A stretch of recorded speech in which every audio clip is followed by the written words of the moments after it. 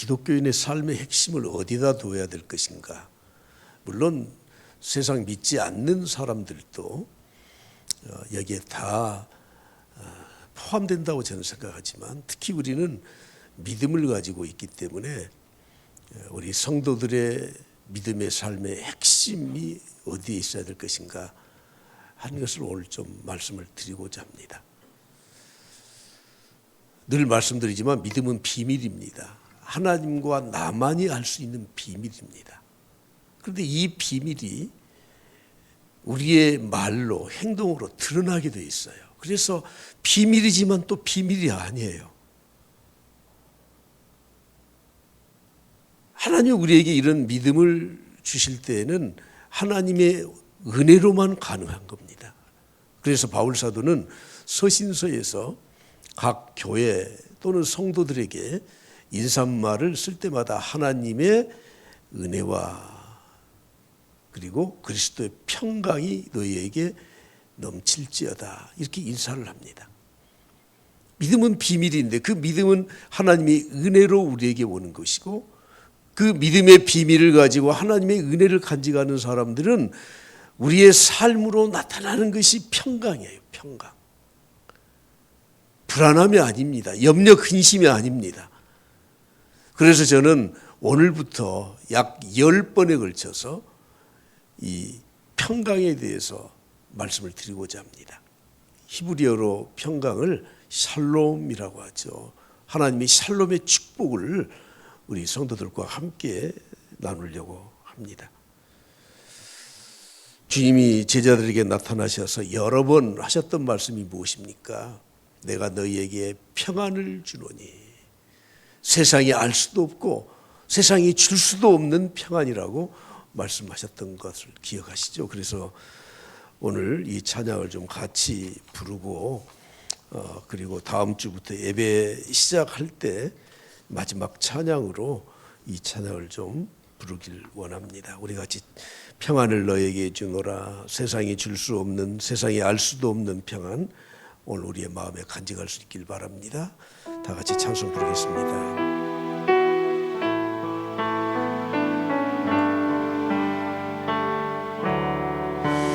평안을 너에게 주노라,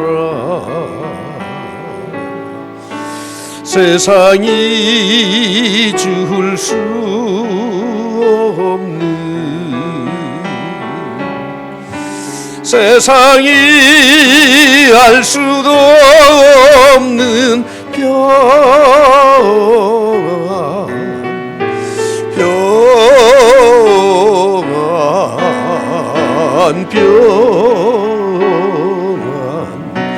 평안을 내게 주노라.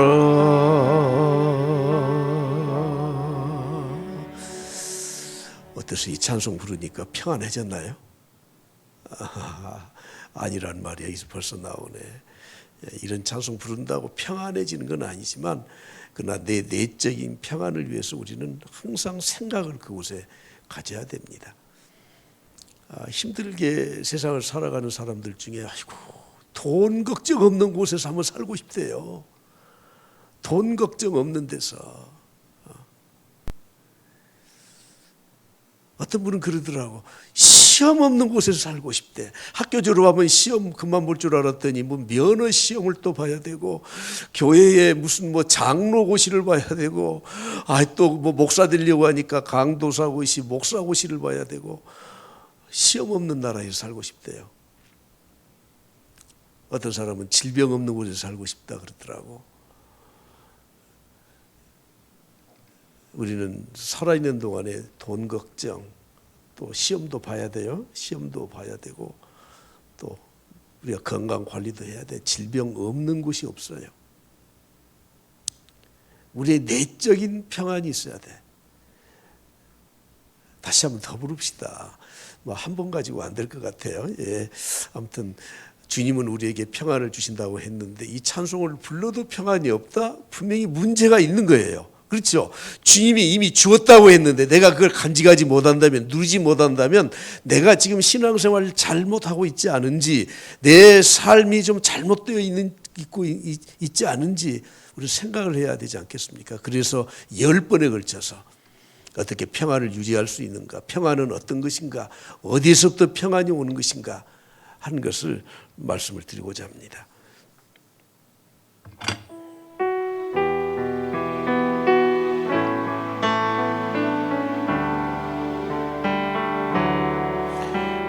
평안을 너에게 주노라.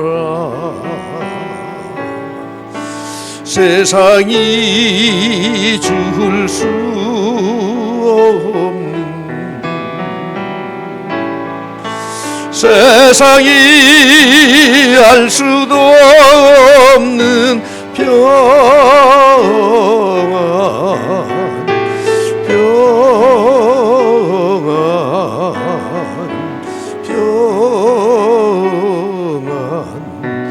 평안을 내게 주노라.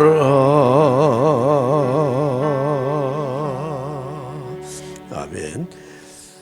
여러분의 삶에 진정한 평화와 화평이 있기를 간절히 축복합니다. 기독교 2000년 역사 중에 기독교가 가장 잘못했던 역사의 사건이 하나 있습니다. 그것이 바로 평화를 가장한 십자군 전쟁이라고 하는 겁니다. 예루살렘 그 성지를 회교도들이 이슬람에서 정복을 해버렸습니다. 그래서 전쟁을 일으켰던 거예요. 이슬람에 의해서 빼앗긴 그 예루살렘 성지를 탈환하기 위해서 그들은 십자군 전쟁이라는 이름을 붙여서, 성전이라고 하죠. 거룩한 전쟁이라는 이름을 붙여서 약 2세기 동안 200년 가까이 전쟁을 했습니다.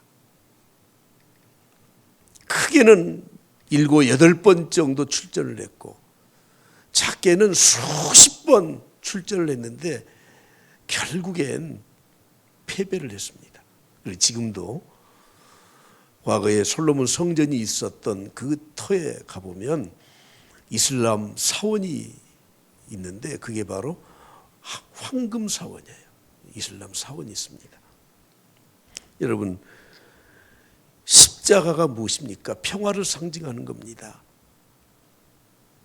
평화를 기원하고 평화를 목적으로 하는 이 기독교, 하나님 말씀을 중심으로 하는 그 사람들이 평화를 지키겠다고 전쟁을 걸어서 그것도 200년 동안을 무참하게 사람들을 끌어들여서 전쟁터에 가서 죽게 만들고 적군을 죽게 만들고, 우리 기독교 역사상 저는 가장 수치스러운 사건이라고 생각을 합니다. 교황은 자기의 교권을 유지하기 위해서, 황제를 자기 발밑에 넣기 위해서 이런 전쟁을 지속적으로 했던 것입니다. 여기에 동조했던 세력 가운데 귀족들은 자기의 기득권을 유지하기 위해서, 특히 전쟁에 나가서 싸웠던 이 기사도 정신을 발휘했던 이 전사들은 거기서 전쟁에 승전을 하게 되면 귀족으로 자위를 받을 수 있기 때문에, 그리고 장사했던 사인들은 전쟁을 통해서 이득을 얻기 위해서, 농민들과 노예들은 이 전쟁에서 자기의 신분을 상승하기 위해서 이런 전쟁에 공모를 해서 200년 동안 싸웠던 것입니다. 그런데 그때 유일하게 이 전쟁을 반대했던 사람이 있습니다. 여러분, 이걸 십자군 전쟁이라고 하는데 한번 그림을 한번 보시겠어요? 예. 저런 옷을 입고 십자가를 앞세우고 평화의 상징인 이 십자가, 예수 그리스도의 십자가를 앞세우고 가서 사람을 죽이고 200년 동안 무참하게 사람들이 도륙당하고 죽임당했던 이런 전쟁이에요. 누구도 교황 앞에서, 그런 전쟁 앞에서 말을 했던 사람이 없습니다. 유일하게 이태리의 아시시 출신 프란시스코라고 하는 사람이 이건 잘못된 전쟁이다, 이건 그쳐야 된다 말을 했었던 것입니다. 여러분, 평화를 위해서 무력을 사용한다? 그것은 참된 평화가 아닙니다.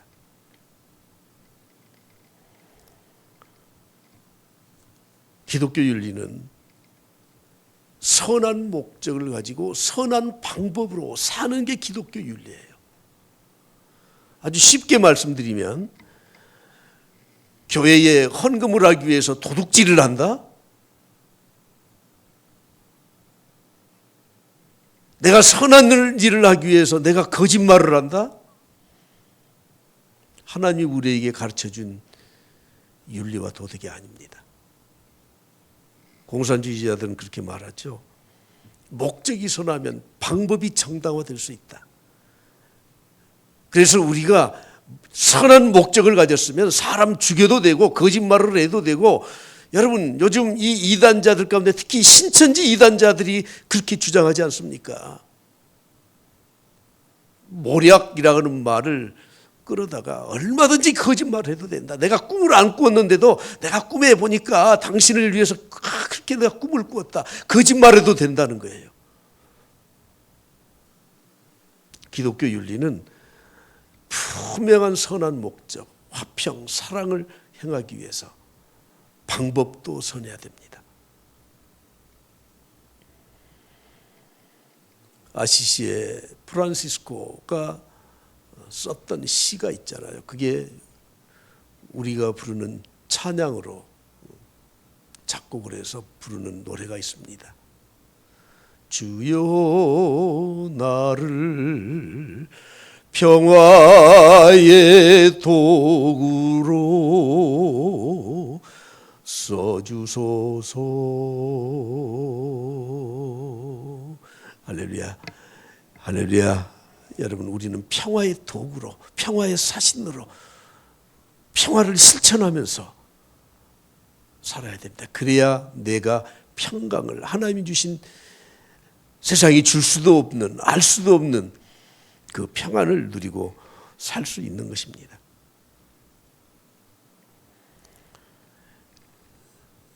전문가에 대해서 제가 가끔 말씀을 드리는데, 전문가는 세 가지를 갖춰야 된다고 저는 생각합니다. 첫째는 전문적 지식이 있어야 돼.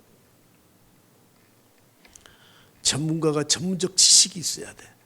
자기가 알고 있는 그 분야의 모든 지식을 다 통달할 수 있어야 돼요. 그리고 두 번째, 전문가는 정확하게 진단을 할 수 있어야 돼요. 여러분이 혹시 어느 병원에 갔는데 전문가라고 해서 갔는데 뭘 많이 아는 것 같은데 내가 아픈데 아픈 데를 몰라요. 전문가가 아니죠. 더 큰 병원으로 가보십시오. 우리는 깜짝 놀라잖아요. 가보니까 아무것도 아니래요. 정확히 진단을 할 수 있어야 돼. 세 번째는, 진단을 했으면 그 병을, 그것을 치료할 수 있는, 해결할 수 있는 방법을 제시해 줘야 돼요. 아, 여기가 이렇게 아프니까 이런 약을 먹고 이렇게 하고 저렇게 하고. 여러분, 우리 인간의 이 평화를 빼앗아가는 이런 모든 문제, 인간의 모든 문제에 대해서 전문가가 누구십니까? 천지를 창조하신, 인간을 창조하신, 인간을 지금도 다스리고 계시는 여호와 하나님이 전문가예요. 그러므로 우리가 평강을 원하고 샬롬의 축복을 원한다면 하나님이 우리에게 주신 그 말씀, 하나님이 우리에게 제시해 주신 그 처방, 하나님께서 진단하는 우리 인간의 문제들, 이것들을 우리가 정확히 알아야 우리가 올바르게 평강을 유지하면서 살아갈 수 있지 않겠습니까? 하나님 우리에게 너희들에게 평안이 없는 이유가 하나 있다. 그것은 죄 때문이다. 무엇 때문이라고요? 죄 때문이다. 이렇게 말씀하셔요. 에베소서 2장 1절에 보면 그는 허물과 죄로 죽었던 너희를 살리셨도다. 예수 그리스도는 허물과 죄로 죽었던 우리는 죽어 있어요. 영적으로 죽어 있어요. 영적으로 죽어 있다는 말은 하나님과 관계가 완전히 꽉 막혀 있다. 그래서 성경에서 막힌 담이라고 말씀을 하고 있습니다. 왜 인류 사회에 참된 평안이 없느냐? 인간의 죄 때문이다. 인간의 죄는 하나님과의 관계를 딱 가로막는 막힌 담과 같은 것이라고 말씀을 하고 있습니다. 여러분, 담을 쳐놓으면 담 밖과 담 안이 단절되잖아요. 그렇죠? 단절돼요. 고립돼요. 우리 인간은 하나님의 영으로 창조된 존재들입니다. 그런데 죄 때문에 하나님과 막힌 담, 단절되어 있기 때문에 하나님과 소통이 되지 않습니다. 하나님의 말씀이 우리에게 들어오지 않습니다. 그 말씀을 들어도 내 마음에 깊이 새기지를 않습니다. 그래서 우리에게 평강이 없는 겁니다. 말씀의 단절은 하나님이 주시고자 하시는 은혜의 단절로 이어집니다. 하나님과의 관계의 단절은 하나님의 은혜가 내려오는 통로를 막아버리는 거예요. 하나님께로부터 내려오는 은혜가 차단되면 인생은 춥고 어두운 삶을 살아갈 수밖에 없습니다. 시적인 표현을 해서 우리 찬송가에 있는 찬송가들 가운데 저는 이 찬송을 가끔 불러요. 고요할 때.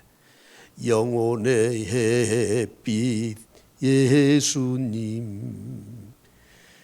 영혼의 햇빛이에요. 예수님은 나를 따뜻하게 해줘. 나를 살려줘요. 나에게 소망을 줘요. 생명력 있게 만들어줘요. 하나님과의 관계가 단절된 상태에서는 하나님의 은혜가 임재하지 않아요. 그리고 그 은혜를 통해서 우리에게 영혼의 햇빛을 공급해 주시는데 그것이 차단되기 때문에 영혼이 춥고 인생이 춥고 어둠 가운데 살아갈 수밖에 없다는 거예요. 그렇게 되면 작은 일에도 불안해지고 조그만한 일에도 불평이 나오고 힘든 상황이 아닌데도 힘들어 죽겠다고 하고 그래서 우리의 인생에 평강이 없어지게 되는 겁니다. 그런데 여러분, 그것이 내 개인으로만 끝나는 게 아닙니다.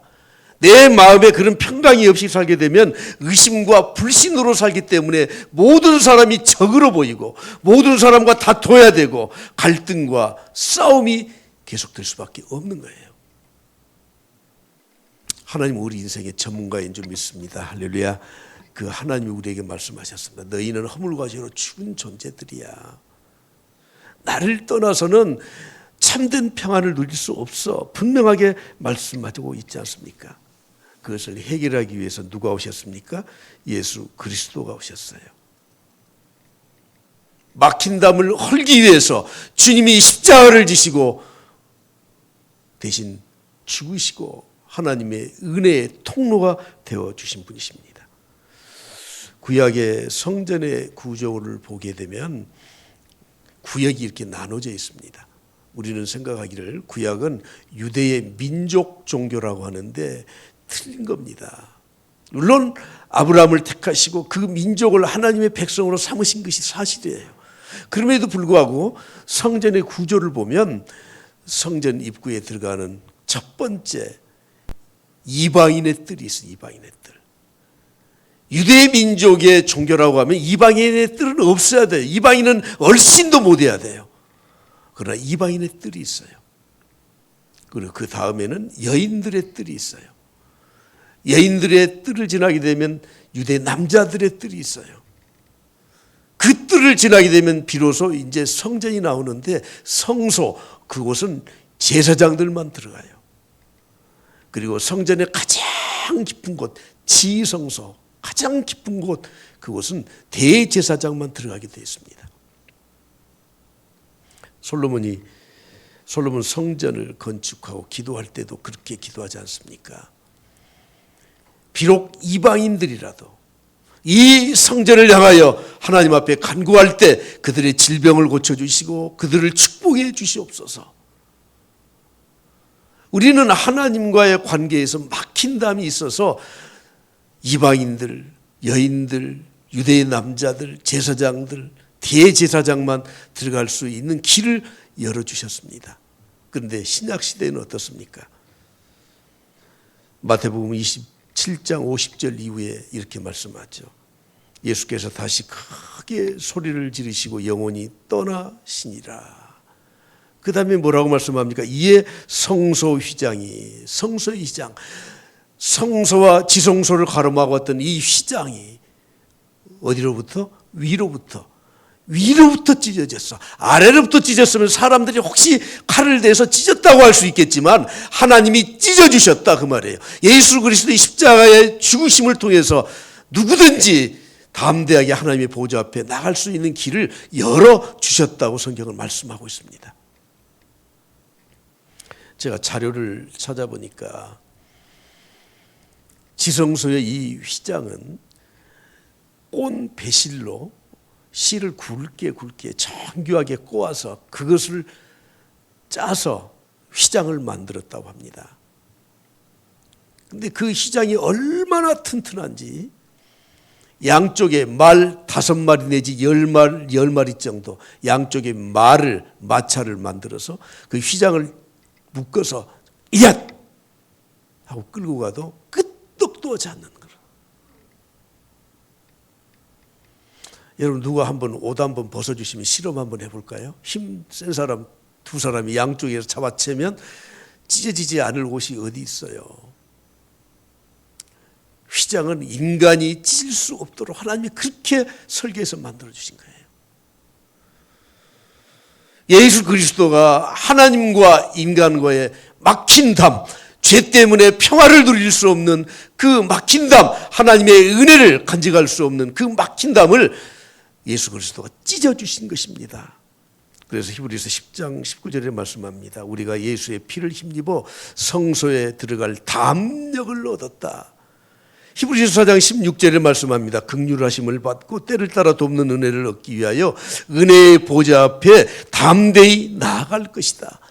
이제는 우리가 모두가 다 은혜의 보좌 앞에, 과거에는 지성소로 상징되는 하나님의 보좌 앞에 어느 곳에서나 어느 때나 예수 그리스도의 이름을 힘입어서 나아가게 되면 우리 하나님의 보좌 앞에 나가게 될 줄 믿습니다.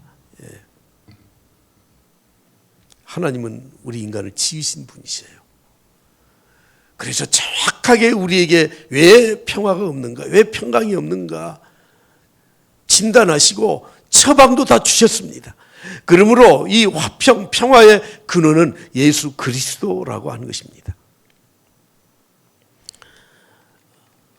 요즘 세상 돌아가는 것들을 여러분들이 많이 보시잖아요. 우린 그냥 뭐 하루아침에 모든 정보를 얼마든지 얻을 수 있습니다. 그것이 정확한지 아닌지는 우리가 분별을 해야 되지만, 이제 우크라이나 러시아 전쟁이 이제 1년이 지나가잖아요.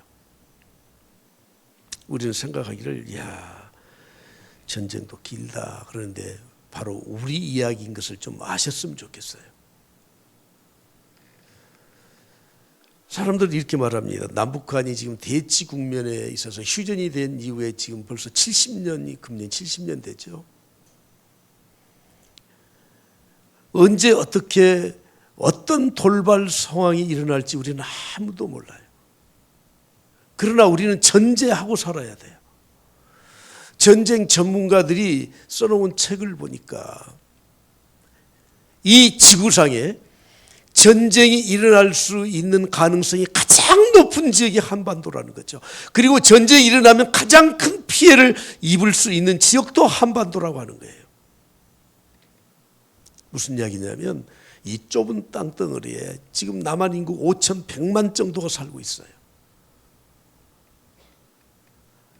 예를 들면 러시아에서 우크라이나에 이 미사일 한 방을 쏘면은 예를 들면 뭐 그 반경에 있는 사람들 한 10명 뭐 100명 죽는다고 하면 우리는 인구 밀도가 높으니까 서울 시청에다가 던지면은 그게 10,000명 뭐 이상 죽게 된다는 거죠. 굉장히 위험하다는 거예요. 그리고 수도권의 인구가 현재 우리나라 인구가 약 5,100만 정도 되는데 수도권의 인구가 2,600만 정도 돼요. 서울 인구가 950만, 경기도 인구가 1357만, 인천 인구가 300만. 약 55%가 수도권에 집중되어 살아요. 근데 인구가 문제가 아니에요. 사회의 모든 기반 시설과 경제적인 인프라가 서울에 80%가 집중되어 있어요. 여러분 휴전선을 가보신 분 혹시 일산을 통과해서 파주 일산으로 가면은 직경거리로 40km 내에 서울시청이 있습니다. 전쟁 전문가들이 말을 하더라고요. 옛날에는 밀고 당기고 탱크 타고 내려 천만의 말씀. 북한에서 한 번 미사일 2만 5천 발을 동시에 쏘면은 소나기 오듯이 떨어져 버린다는 거죠. 무슨 사드로 막아요? 어림도 없다는 거예요. 오늘 내가 이런 불안감을 내가 조장해서 죄송합니다. 그래서 우리가 믿지 말아야 될 것은 절대 한반도에 전쟁 안 일어난다 속으면 안 돼요. 저 사람들이 왜 저걸 만들었겠습니까? 언젠가 한번 쓰려고요. 지금 자기들도 망하기 때문에 지금 못 쓰고 있는 것뿐이지. 어떤 사람은 그러더라고요. 우리 국력이 북한의 20배, 30배 되는데 우리가 얼마든지 이겨요. 옛날에는 그랬죠. 근데 세계 군대의 이 뭐라 그래요? 강도의 순위가 북한이 우리보다 더 앞서더라고. 저 사람들 그만큼 훈련하고 그래서. 어떤 사람은 그렇게 말을 하더래요. 전쟁 일어나봐. 뭐 미국이 금방 도와줄 거야.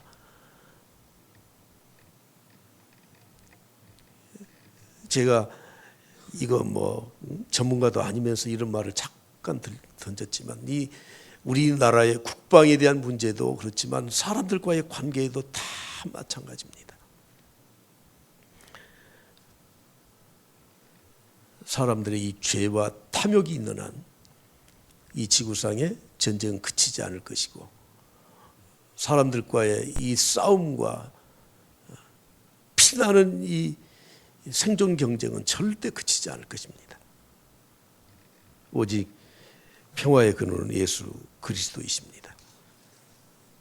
에베소서 2장 14절에 말씀하죠. 그는 우리의 화평이신지라 둘로 하나를 만드사 원수된 것 곧 중간에 막힌 담을 자기 육체로 허셨다고 말씀하고 있습니다.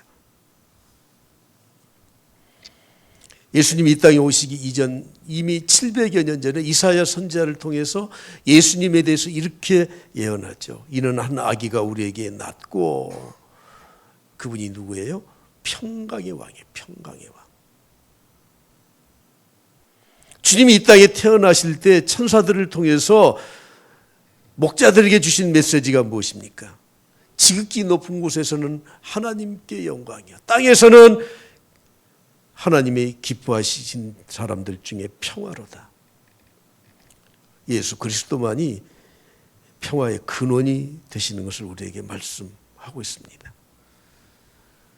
주님이 마지막 십자가를 지시러 예루살렘 성에 들어가실 때 이젠 만왕의 왕의 자격으로 마지막 들어가신 그 모습을 우리가 상상을 해보십시오. 세상의 군왕들은 말을 타고 옆에 군사들, 최정의 군사들 양옆에 두고 개선문을 통과하면서 사람들의 박수갈채를 받으면서 입성하지 않습니까? 그런데 예수님은 어떻습니까? 전사들이 아니라 갈릴리 촌 사람들, 보잘것없는 제자들 몇 명 데리고 가요. 그 사람들을 앞서서 데리고 가요. 그리고 말을 타고 가는 것이 아니라 나귀, 그것도 나귀 새끼, 평화를 상징하는 나귀 새끼를 타고 가셔요. 주님 우리에게 계속 말씀하시죠. 평안을 너희에게 끼치노니 곧 나의 평안을 너희에게 주노라. 내가 너희에게 주는 것은 세상에 주는 것과 같지 아니하리라. 여러분 이것은 단순히 교회 안에서 종교적인 말이 아니라 이 세상에 참된 평안을 주시는 분은 예수 그리스도시고 그것을 원인을 제거할 수 있는 죄와 인간의 탐욕을 제거해 줄 수 있는 것은 오직 복음이라고 하는 것입니다. 그러므로 우리는 하나님의 자녀들로서 평화의 도구로 이 세상을 마땅히 살아가야 합니다. 오늘 본 말씀 마태복음 5장을 제가 선택한 이유가 있습니다. 오늘 본 말씀 9절 말씀 다 같이 한번 보겠습니다. 화평하게 하는 자는 복이 있나니 그들이 하나님의 아들이라 일컬음을 받을 것이며. 화평하게 하는 자가 하나님의 아들이에요. 화평을 깨는 자는 하나님의 자녀가 아니고 사탄의 종노릇하는 마귀 새끼들의, 쉽게 말해서. 여러분들이 가정에 화평을 깨는 자가 있다면 그건 사탄 마귀의 종노릇하고 있는 겁니다. 어느 모임에서나 사람과의 관계에서 자꾸 이간질하고 그것이 옳은 말이라고 하면서 사람들의 관계를 깨는 것은, 그것은 사탄이 좋아하는 것이지 하나님이 하시는 일은 절대 아니라는 거예요. 그러므로 혹시 여러분들이 이런저런 말을 할 그런 자신이 있다면 내가 화평하게 하겠다, 내가 제물이 되어서 화평하게 하겠다, 그럴 때 나서야 되는 겁니다. 지금 나는 평화의 도구로 사용되고 있는가? 사탄의 도구로 사용되고 있는가? 나는 하나님의 자녀로서 믿음의 비밀을 간직하고 하나님의 은혜를 체험한 자로서 샬롬의 삶을 살고 있는가? 아니면 내가 믿는다고 하지만 그러나 내 내적인 비밀이, 믿음의 비밀이 없어서 그런지 모르지만 하나님의 은혜는 별로 없고 자꾸 불평, 불만, 시기, 질투, 갈등, 이것만 내가 간직하고 사는가? 오늘 우리는 좀 깊이 생각할 수 있길 바랍니다. 이사야 48장 20절 이렇게 말씀하죠. 여호와께서 말씀하시되, 다 같이 시작. 악인에게는 평강이 없다 하셨느니라. 악인에게는 평강이 없어요. 인간의 탐욕과 다툼과 갈등과 싸움과 전쟁을 일으키는 것이 사탄의 역사입니다. 야고보서 4장 1절에 말씀합니다. 너희 중에 싸움이 어디로부터, 다툼이 어디로부터 나느냐? 너희 지체 중에 싸우는 무엇으로부터 나요? 정욕으로부터 나는 것이 아니냐? 오늘 제가 마태복음 5장에 있는 팔복의 한 부분을 본문으로 선택을 했습니다. 하나님이 우리에게 주신 이 8가지의 복은 그냥 나열한 게 아니고 사다리와 같은 것이라고 제가 여러 번 말씀드렸습니다. 사다리는 각각의 계단이 있잖아요. 순서가 있잖아요. 언젠가 제 손주가 저하고 같이 계단을 올라가는데, 아니 조그마한 애가 계단을 2계단을 올라가요. 나를 보라고. 그래서 야, 대단하다. 네가 언제까지 그런가 보자. 여러분, 건축하시는 분은 알지만 이 계단은 가장 편하고 편리하고 쉽게 올라가는 그 계단의 높이와 이 넓이가 있잖아요. 집사님 그렇죠? 한 집사님.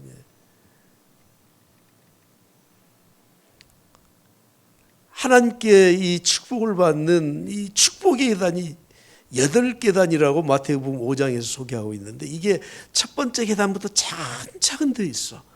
이게 사다리꼴이에요.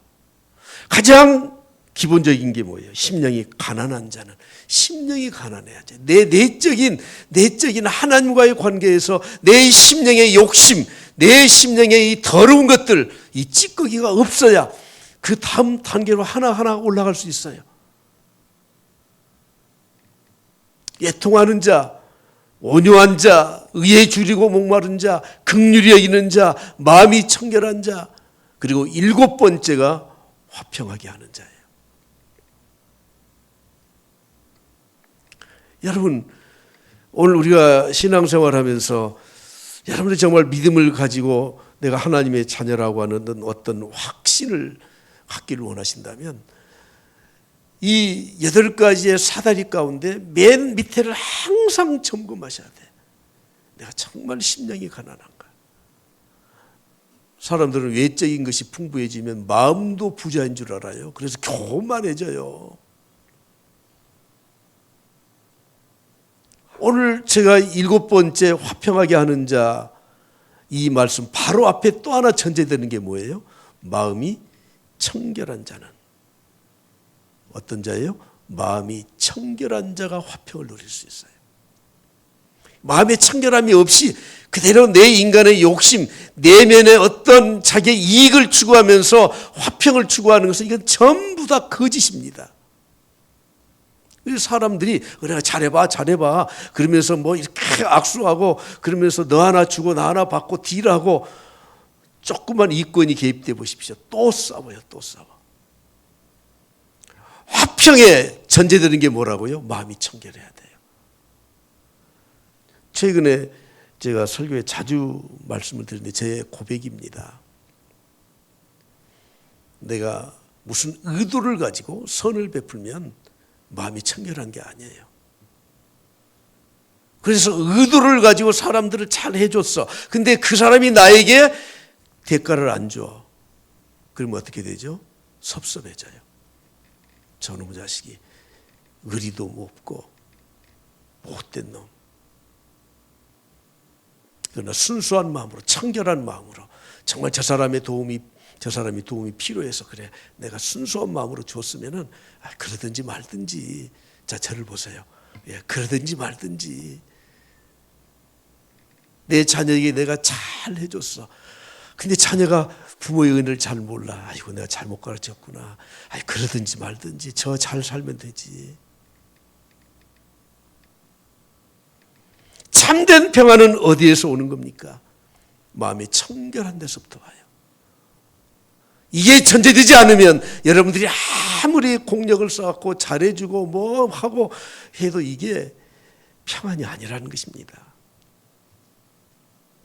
순수한 마음을 전제하지 않는 화평은 협잡입니다.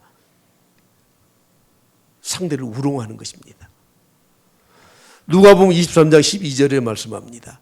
헤롯과 빌라도가 전에는 원수였으나, 헤롯이 누굽니까? 유대의 왕입니다. 빌라도가 누굽니까? 로마의 총독입니다.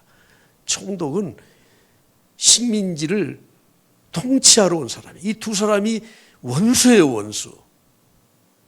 근데 십자가를 앞에 놓고 예수님을 잡아 죽일 때는 당일에는 서로 친구가 되니라.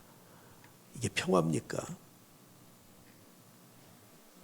오늘 저는 우리 성도들과 함께 참 평화의 삶을, 샬롬의 삶을 살 수 있기를 바랍니다. 예.